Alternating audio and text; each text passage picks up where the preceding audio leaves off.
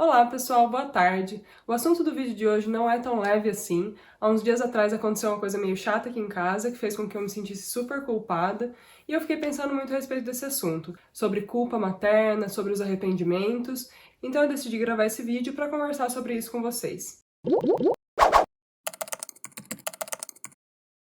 Me desculpem a voz fanha, eu tô super gripada, mas vamos lá. Meu filho completou 11 meses ontem, então ele já engatinha pra todos os lugares, abre os armários, fica de pé segurando nas coisas e eventualmente ele cai. Há alguns dias atrás ele estava de pé apoiado na minha perna enquanto eu arrumava o cadeirão dele e ele decidiu passar para a mesa, que ele já alcança, mas naquele momento ele não alcançou, caiu e foi direto com a testa no pé da mesa, que é uma mesa de madeira e o pé dela é cheio de quinas, então a hora que ele caiu e bateu a cabeça eu ouvi um barulho seco, achei que ele tinha cortado o rosto, o que não aconteceu, mas ficou uma marca e já começou a crescer um super galo. Na hora eu me senti super culpada, achando que eu tinha que ter colocado ele em outro lugar enquanto eu preparava o cadeirão, já comecei a pensar nos vários e se ele tivesse cortado a testa, ia ficar com uma cicatriz pro resto da vida, e se isso e se aquilo, que não ajuda em nada. Mas depois que a poeira baixou eu percebi que ele estava fazendo o que ele sempre faz, ele estava explorando a casa dele, ele estava subindo nas coisas, tentando coisas novas, e isso é normal na idade dele. É lógico que a gente tenta tomar todas as precauções necessárias. A gente tampa as tomadas, coloca portãozinho para que ele não desça ou suba a escada sozinho, a gente tira os objetos perigosos do alcance dele, mas não dá para prever tudo, e também não dá para ficar embrulhando a casa inteira em plástico bolha. Mas toda vez que eu olhava para a testa dele e via aquele galo, a culpa voltava. O que me ajuda muito nessas horas é conversar com alguém e desabafar sobre o que aconteceu. Na noite daquele dia, eu liguei para minha mãe, contei o que tinha acontecido e ela falou tudo o que eu precisava ouvir. Que o Luca estava bem, que não era culpa minha, que eu era uma ótima mãe e que ele não ia perder a confiança em mim pelo que tinha acontecido. Eu lembro do primeiro tombo do Luca, ele tinha de 3 para 4 meses e ele caiu da cama. Eu liguei desesperada pro meu marido contando o que tinha acontecido. Ele me acalmou porque ele percebeu que o Luca estava bem, mas pouco tempo depois o Léo me mandou mensagem dizendo que os pais dele estavam vindo para cá. Nessa hora eu fiquei super tensa, já esperando os olhares de reprovação dos dois. Não que os meus sogros sejam esse tipo de pessoa, mas quando a gente tá nervosa é isso que a gente espera das pessoas. Mas quando eles chegaram aqui, eles foram super legais comigo. Assim que eu abri a porta, a primeira coisa que minha sogra me falou foi: fica tranquila, foi só o primeiro. Eles me tranquilizaram, me acolheram, contaram histórias de quando os filhos eram pequenos e também caíram. Eu fiquei muito aliviada e passei a gostar ainda mais dos dois. É super importante a gente ter essas pessoas com quem a gente sabe que pode contar, então eu sugiro que você já identifique as suas e que você até avise que um dia você vai ligar e que você vai precisar desse suporte. A primeira vez que eu me senti culpada como mãe foi logo nas primeiras semanas de gravidez. Como eu não estava bebendo álcool, eu comecei a beber muito chá gelado. Só que eu não me atentei pelo fato de que esses chás têm cafeína na composição. Aí eu fiquei me sentindo super culpada, porque eu não sabia se eu tinha prejudicado o bebê de alguma forma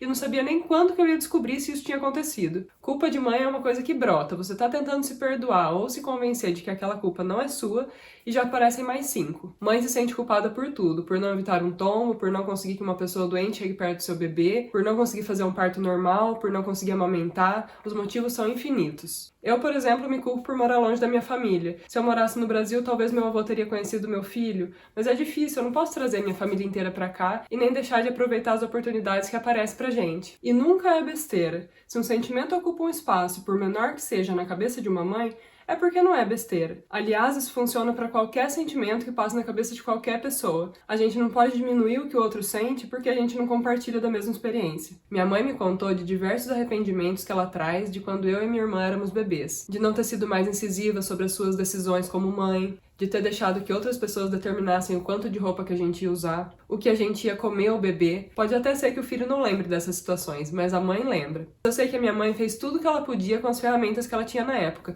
e é a mesma coisa que eu tento fazer pelo meu filho. Mas é difícil mesmo. Quando a gente fala, se manifesta e deixa claro o que a gente quer e o que não quer pro nosso filho, a gente é chamada de chata, exagerada, neurótica, não é fácil.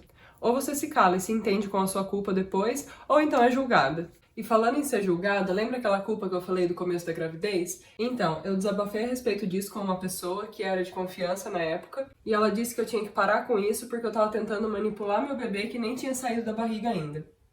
Hoje eu consigo ver que foi só uma pessoa nada empática, com uma opinião totalmente equivocada, mas na época aquilo ficou na minha cabeça e gerou mais uma culpa. Mas tem culpa que vem de alguns vacilos mesmo. Há um mês atrás, mais ou menos, eu e o Leonardo decidimos jantar no restaurante, coisa que a gente não fazia desde que ele tinha nascido porque os horários não batiam. A gente decidiu sair cedo, assim a gente ia conseguir voltar até às 6h30, que é o horário que começa a rotina noturna dele. Então a gente saiu por volta das 5 da tarde, pedimos nossa comida, e quando a comida chegou, o Luca começou a olhar pro nosso prato com água na boca. E aí eu lembrei que eu não tinha dado janta pra ele. O horário da janta dele é às 5 horas, mas a gente estava tão envolvido com a história do restaurante que a gente esqueceu.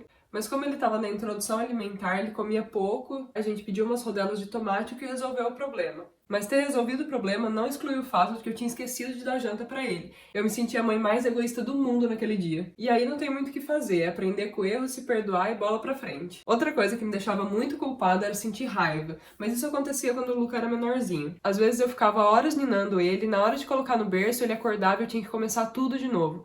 Isso me deixava muito frustrada com raiva e depois que eu conseguia me acalmar eu ficava muito culpada por ter me sentido daquela forma. Mas tá tudo bem sentir raiva, é um sentimento como outro qualquer, a gente só tem que saber administrar. O que me ajudou muito foi parar de fazer planos para depois que eu colocasse o Luca no berço. Antes eu ficava pensando na louça que eu ia lavar, na roupa que eu ia colocar na máquina, no exercício que eu queria fazer, só que isso não ajuda. Uma vez um amigo meu me disse que a expectativa é a mãe da frustração, e ele tem razão, então não crie expectativas. Mas se você já chegou lá, se você já tá super estressada, é melhor dar o bebê para outra pessoa ou então colocar ele no berço, nem que ele esteja chorando, ele vai estar mais seguro lá do que no colo de alguém que tá super estressada. O que funcionava pra mim era descontar essa energia em algum lugar. E aí quando eu tava mais tranquila, que eu tava conseguindo respirar com calma, aí sim eu voltava a tomar conta dele. E agora eu queria saber de você. O que te deixa culpado? O que você faz pra não se sentir assim? Escreve aqui nos comentários pra gente continuar essa conversa. Espero que vocês tenham gostado do vídeo de hoje, apesar do assunto pesado e de eu estar fanha. Muito obrigada por ter assistido e até o próximo vídeo.